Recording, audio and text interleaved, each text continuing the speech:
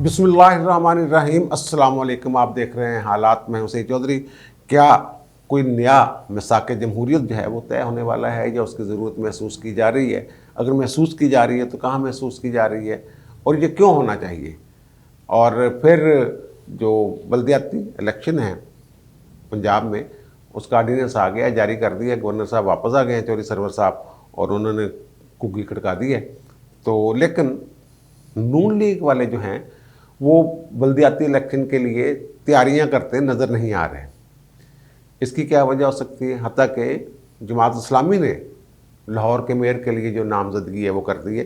तो नून लीग वालों का ऐसा क्या है कि वो इस मामले में वो एक्टिव नहीं हो रहे, और फिर नून लीग लॉन्ग मार्च से क्यों भाग रही है, ये भी बड़ा अहम सवाल है। और फिर कल मैंने जो जिक्र किया था उससे बात थोड़ी सी कर लेते हैं। 232 सब आर्टिकल 6 आइन के आर्टिकल 232 की बात की थी मैंने कि इनके एक हिंदू एमएनए हैं, हिंदू बरादरी से ताल्लुक़ रखते हैं अक़लियतों से, तो उन्हें जनाब ज्योतिषी, जो हिंदू ज्योतिषी हैं, उन्होंने हिसाब किताब लगाया है और वो कहते हैं कि जनाब इमरान खान 2024 तक ऐसे ही वज़ीर आज़म रहेंगे, इलेक्शन होते नज़र नहीं आ रहे 2024 तक, इस तरह की कोई बात की थी। उसमें मैंने एक इनके मशीर या वज़ीर से, अब मैं अगर एग्जैक्ट बता दूंगा तो आपको पता चल जाएगा, उनसे बात की। उन्होंने कहा जनाब ऐसी कोई बात बज़ाहिर तो नहीं है, लेकिन आइन में ज़ाहिर आर्टिकल 232 तो है ना, सब आर्टिकल 6 भी है, 1 साल तक एक्सटेंशन मिल सकती है। उससे ये तासर मिला कि शायद इमरान खान साहब इतने पहलवान हो गए हैं कि जनाब वो अपनी मर्ज़ी से कुछ भी कर सकते हैं।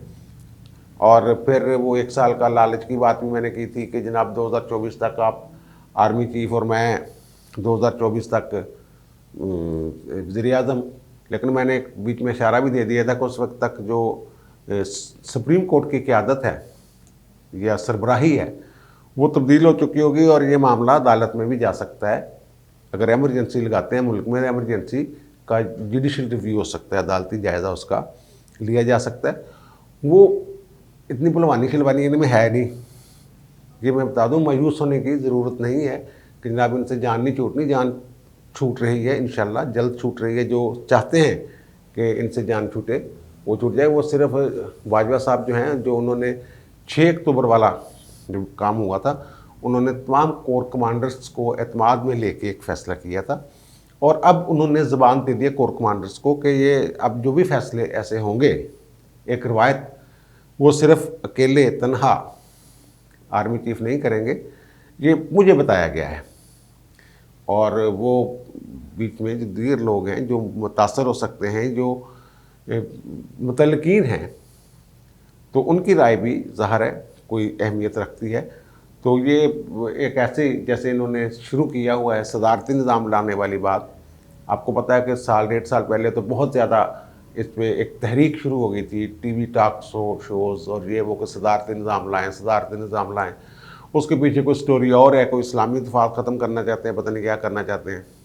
बहरहाल ये कुछ ज़रूरी नहीं कि इनकी हर ख्वाहिश पूरी हो जाए, लेकिन मैं सिर्फ ये बता रहा था कि इनसे किसी भी गैर जमहूरी इक़दाम की या हर ऐसे काम की तवक्को की जा सकती है जो इस मुल्क में नहीं हुआ।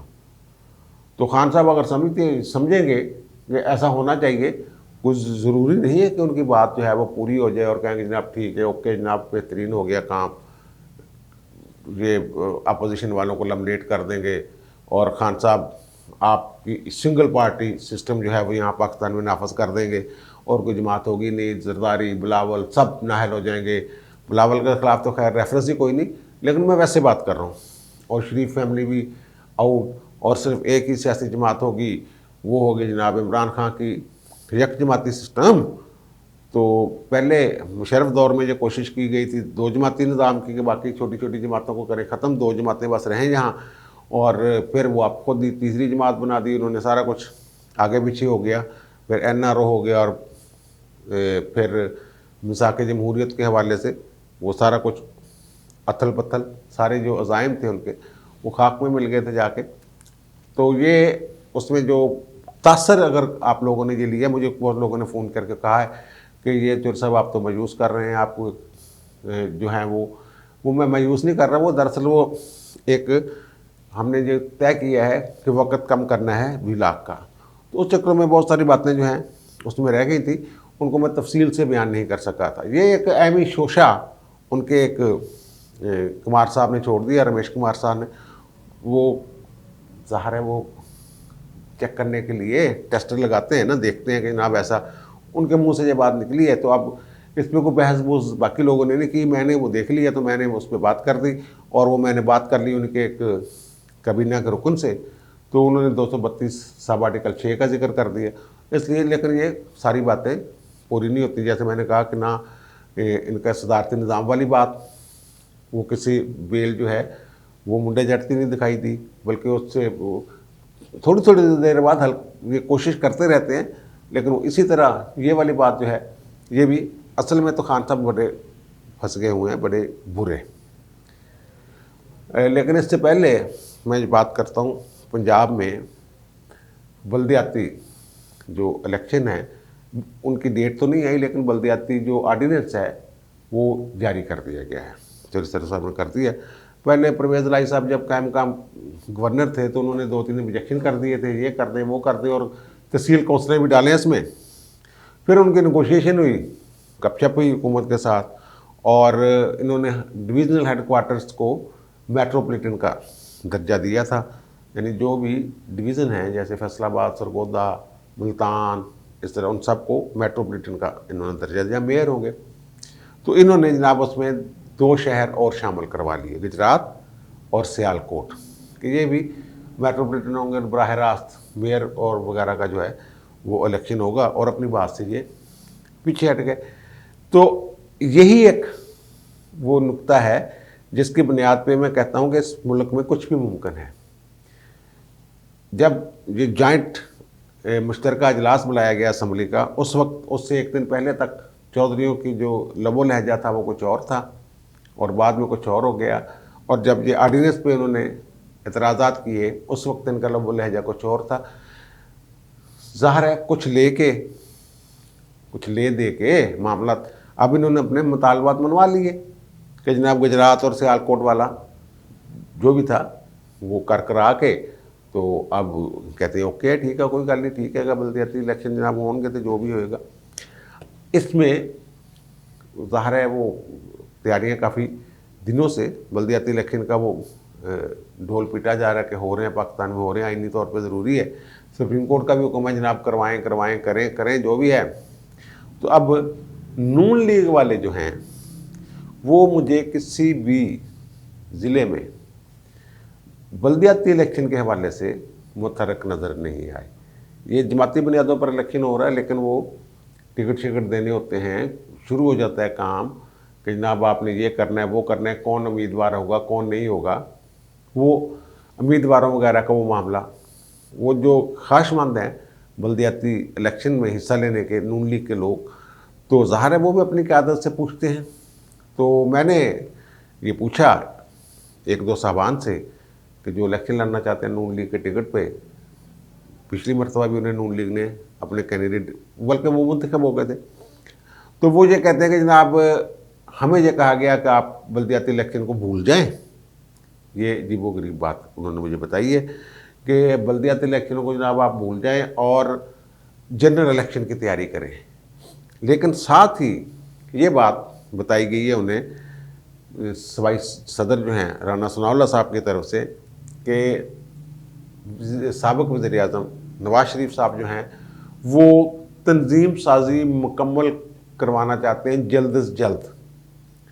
ये जो सूबाई हलकों की हद तक तंजीम साजी हो चुकी है, तो वो यूनियन कौंसिल की सतह तक तंजीम साजी कहते हैं पहले मुकम्मल करो।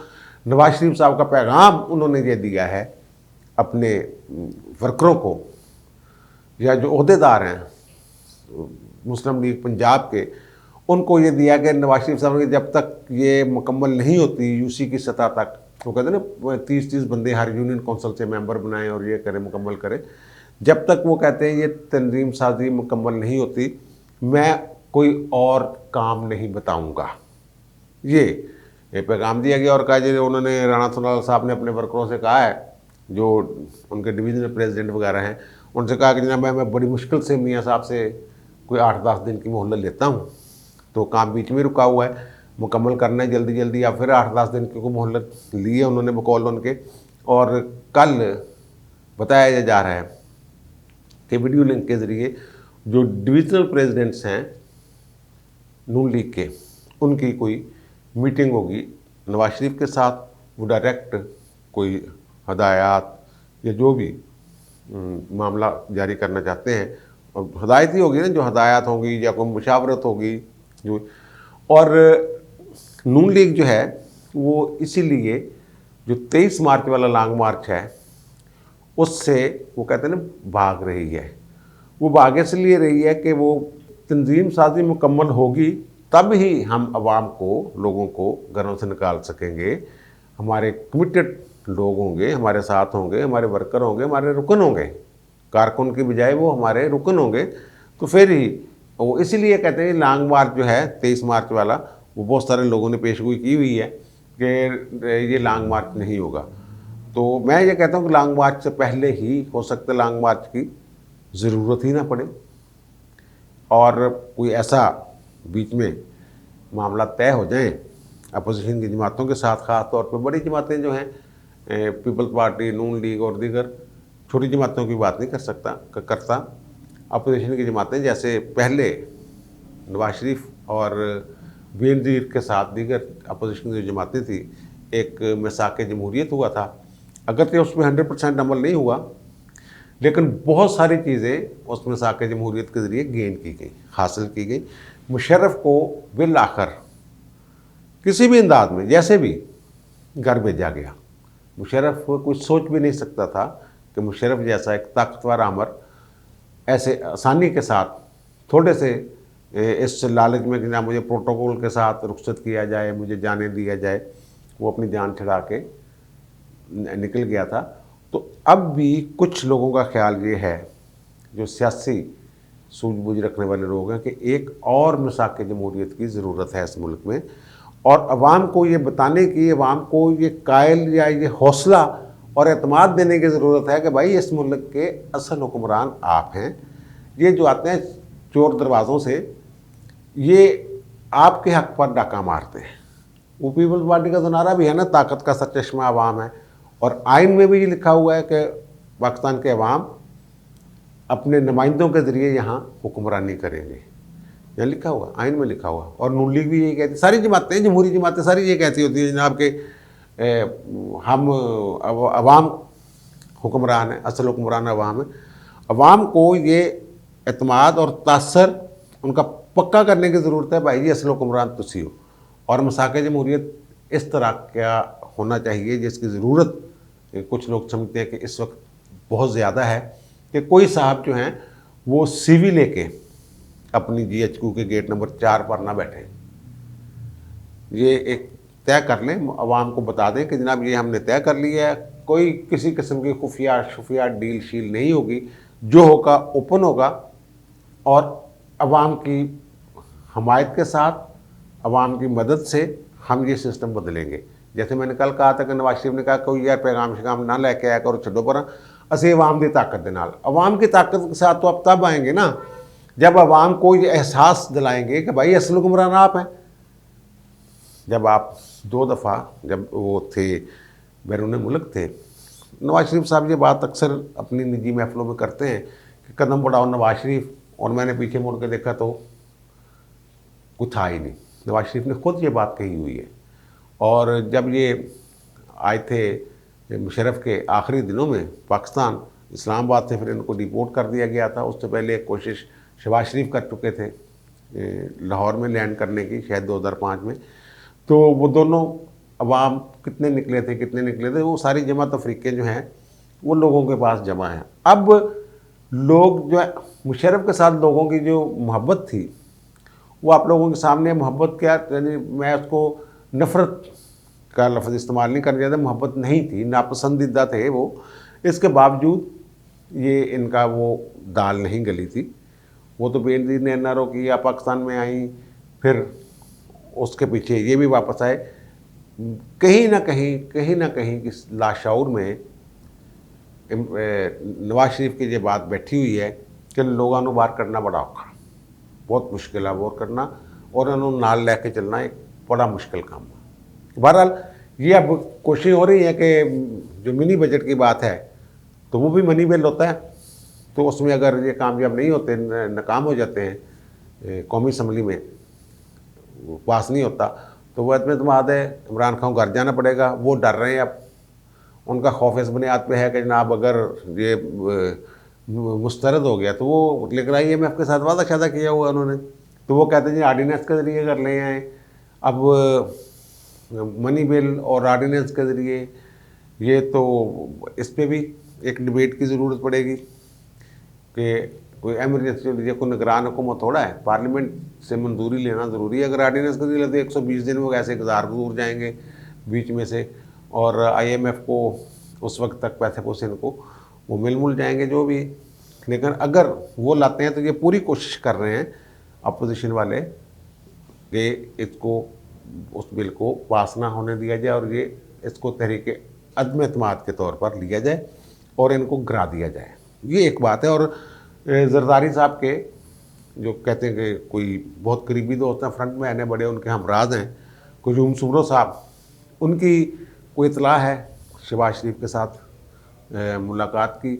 और ये जो मिसाक़ जमहूरियत वाली बात मैं कर रहा हूँ, इसको अगर कोई शख्स, ज़ाहिर है वो नवाज शरीफ की इजाज़त के साथ ही सारा कुछ करते हैं शहबाज शरीफ साहब, अगर ये उस तरफ मामले को ले जाते हैं और अवाम को उनकी ताकत का एहसास दिलाते हैं तो शहबाज शरीफ साहब जो हैं ज़ाहिर अपोजिशन लीडर हैं, वो इनको इकट्ठा कर सकते हैं और मिल बैठ के बाकायदा एक मसाक, एक माहदे की शक्ल में इस बात को सामने ले आएँ और कहें कि जनाब इससे जान छुड़वानी है। और आगे के लिए 3-4 चीज़ें, जैसे इन्होंने मसाक़ जमहूरियत में बेनज़ीर और नवाज शरीफ वाले में बहुत सारी चीज़ें मुस्तक़बिल में जो करनी थी, आइनी तरामीम, अदलिया का किरदार, फ़ौज का किरदार, आर्टिकल 6 में तब्दीली, कुछ चीज़ें थी ना, आइन में तरमीम हुई ना 18वीं फिर तो, और फिर मिलकर हुकूमत भी बनाई थी शुरू में इन्होंने। इस तरह का कि मौजूदा रजीम से जान छुड़वाने के लिए कुछ सीवी सूवी नहीं देगा और ये काम हम करेंगे। जो भी इस्लाहात, दोनों के जो भी चार्टर हैं, दोनों के दो भी नून लीग, पीपल्स पार्टी या दीगर जमातों की जो भी अच्छी बातें हैं उनके मंशूर में, तो उनमें उनको उन पर अगर इत्फाक कर लेते हैं एक एक दो नुकात लेकर, तो एक नया मसाक़ जमहूरियत जो है वो तश्कील पा सकता है। और फिर इस सिस्टम से, जो नवाज शरीफ चाहता है कि सिस्टम से हमेशा के लिए जान छूट जाए, ये GH की गेट नंबर 4 वाला जो कल्चर है ये हमेशा के लिए ख़त्म हो जाए, वो उसके लिए एक नए मसाक़ जमहूरियत की जो है वो ज़रूरत मैं समझता हूँ कि है इस वक्त। और बहुत सारे दीगर लोग भी ये ज़रूरत जो है वो महसूस कर रहे हैं। तो अब देखें, ये सियासतदानों की अपनी मजबूरियाँ होती हैं, अपने इक़्तिदार के वो होते हैं, लालच होता है, नशे होते हैं। अवाम जो है वो कहते हैं जनाब अवाम निकलें बाहर और हम घरों में बैठे रहें। ऐसा नहीं होगा इस दफ़ा। अवाम को ये बताना होगा भाई अगर आप निकलेंगे तो अपने हक़ के हुक्मरानी के लिए निकलेंगे, अपनी बच्चों के मुस्तक़बिल के लिए निकलेंगे। ये तासर मेरा ख़्याल है कि तब ही कायम होगा जब एक नया मसाक़ जमहूरियत होगा और लोगों को ये यकीन हो जाएगा कि ये सियासतदान जो हैं, जो सियासी जमातें हैं, ये हमारे हकूक़ के लिए लड़ रहे हैं। तब इस मुल्क में सिस्टम की तब्दीली होगी। वरना नवाज शरीफ साहब लंदन में बैठ के जितनी मर्जी वो वीडियो लिंक पे खिताब फरमाते रहें और जैसे मर्जी फैज़ हमीद और जनरल बाजवा के नाम लेते रहें, वो यार ये बातें जैसे मुतमद्दन माशरों में ये चीज़ें होती हैं कि जनाब उसका नाम आ गया तो ये हो गया और वो हो गया।